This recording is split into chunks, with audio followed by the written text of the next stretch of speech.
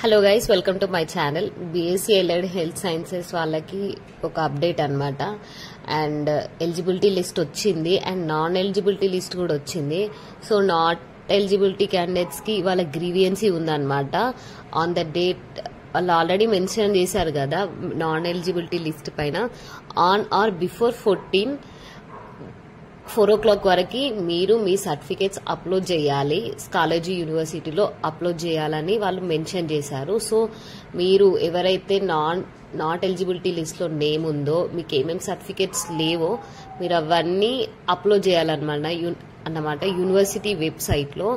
So మీ list కూడా merit list లో వస్తుంది. నెక్స్ట్ ఒక మెరిట్ లిస్ట్ వస్తుంది అనమాట, దాన్ని ప్రొవిజనల్ మెరిట్ లిస్ట్ అంటారు. అండ్ చాలా మంది ఏంటంటే ఇదే ప్రొవిజనల్ మెరిట్ లిస్ట్ అండ్ ఇదే ఫైనల్ లిస్ట్ అని అన్నట్టు మాట్లాడుతున్నారు, కానీ కాదు.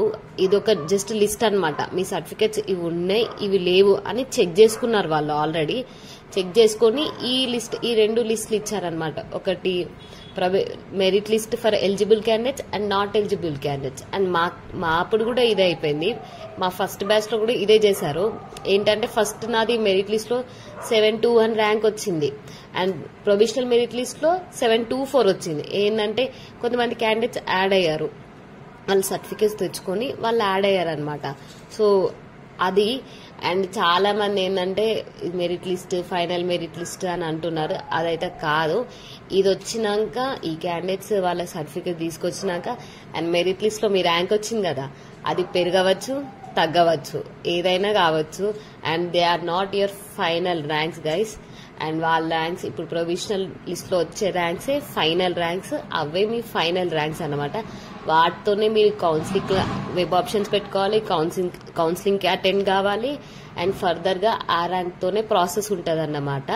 సో మీరు ఆ ర్యాంక్ ని కన్సిడర్ చేయాలి, ఈ ర్యాంక్ ని అసలు కన్సిడర్ చేయొద్దు అన్నమాట. సో అది. అండ్ ఎవరెవరైతే ఇవాళ నేమ్ రాలేదో ప్రొవిజనల్ మెరిట్ లిస్ట్ లోని, అండ్ వాళ్ళు పోయి అటెండ్ కండి గ్రీవియన్సీకి అండ్ మీ సర్టిఫికేట్స్ అప్లోడ్ చేయండి. అండ్ మీ నేమ్ కూడా ప్రొవిజనల్ మెరిట్ లిస్ట్ లో వస్తుంది, మీ సర్టిఫికేట్స్ కరెక్ట్ ఉండేది ఉంటే. అండ్ ఇంకోటి ఏంటంటే పైన కూడా అక్కడ మెన్షన్ చేశారు కదా మెరిట్ లిస్ట్ పైన అండ్ గ్రీవియన్సీ లిస్ట్ పైన నాట్ ఎలిజిబిలిటీ లిస్ట్ వచ్చింది కదా, అక్కడ మెన్షన్ చేశారు already final merit list will be notified after considering all grievance అనమాట. ఈ final notification final merit list కూడా ఇస్తాము, ఈ గ్రీవియన్సీ అంతా కన్సిడర్ చేసుకున్నాక అని మెన్షన్ చేశారు ఆల్రెడీ. అండ్ ఇక్కడ కొన్ని నేమ్స్ కూడా ఉన్నాయి కదా, మీకు ఏమైనా సర్టిఫికేట్స్ లేవో మీరు అప్లోడ్ చేయండి. ట్రస్ట్ మీ గైస్, మీరు అంతా చిన్నగా తీసుకోకండి.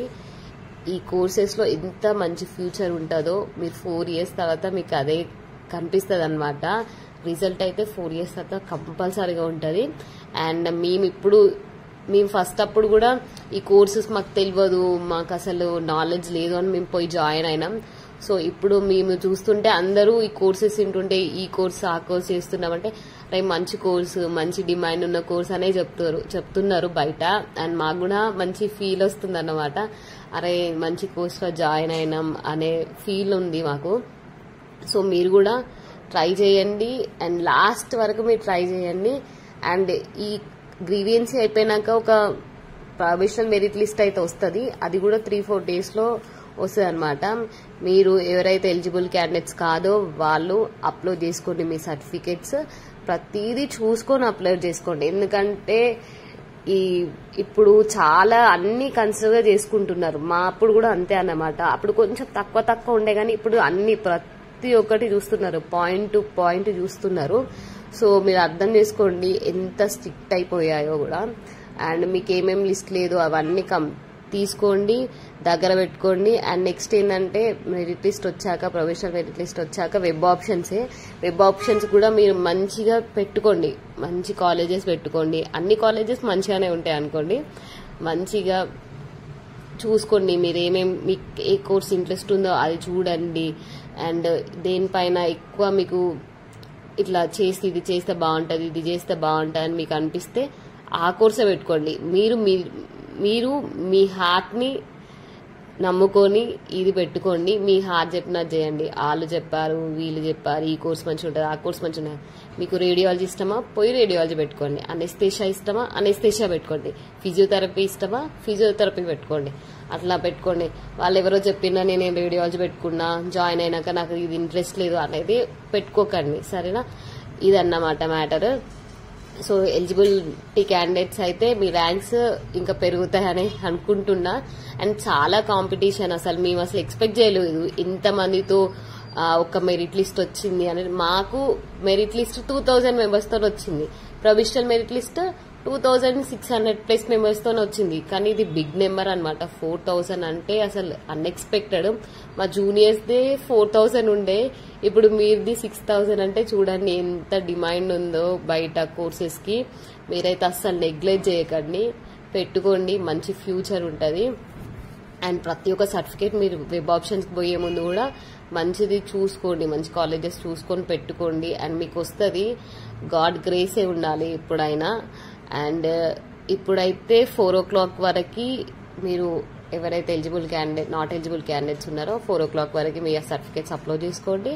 అండ్ అక్కడ ఆల్రెడీ మెన్షన్ చేశారు, provisional list will be notified after consideration of all grievances అని కూడా వాళ్ళు చెప్పారు. సో మీ ర్యాంక్స్ కూడా ఏమైనా కావచ్చు గైస్. అండ్ ఇది ప్రాసెస్, మీరు ఈ ప్రాసెస్ కన్సిడర్ చేసుకోండి. మెరిట్ లిస్ట్ లో నేమ్ లేని వాళ్ళు 4 o'clock వరకు లాస్ట్ టైం అనమాట, పోయి చేసుకోండి. అండ్ మీకు ఏమైనా డౌట్స్ ఉంటే నాకు కామెంట్ చేయండి గైస్. బాయ్. Subscribe for